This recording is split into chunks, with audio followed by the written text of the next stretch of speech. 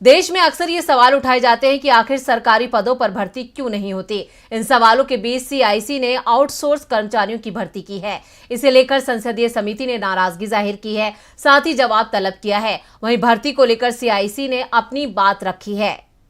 क्या केंद्रीय सूचना आयोग में भर्ती में हो रही है धांधली? क्या भर्ती प्रक्रिया में हो रही है छेड़छाड़?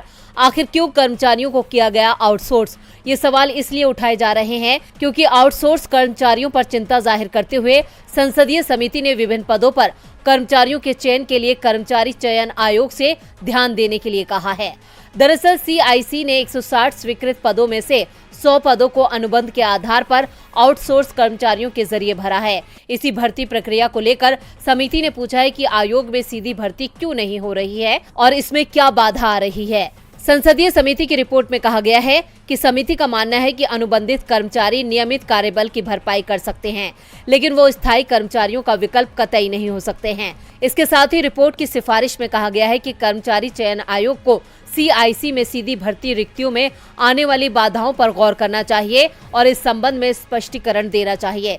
समिति ने यह भी कहा कि सूचना के अधिकार के अधिनियम की धारा 25 के अनुसार सार्वजनिक प्राधिकरणों की तरह सीआईसी को भी तिमाही रिटर्न जमा करने की वैधानिक आवश्यकता है। इसके साथ ही संसदीय समिति ने यह भी कहा कि सीआईसी अपने वैधानिक दायित्वों को पूरा नहीं कर रहा है, इसलिए सिफारिश की जाती है कि सीआईसी सभी मंत्रालयों और स्वतंत्रता विभागों पर सूचना के अधिकार के तहत जानकारी देने के वैधानिक नियम का 100% अनुपालन सुनिश्चित कराने के लिए दबाव डाले।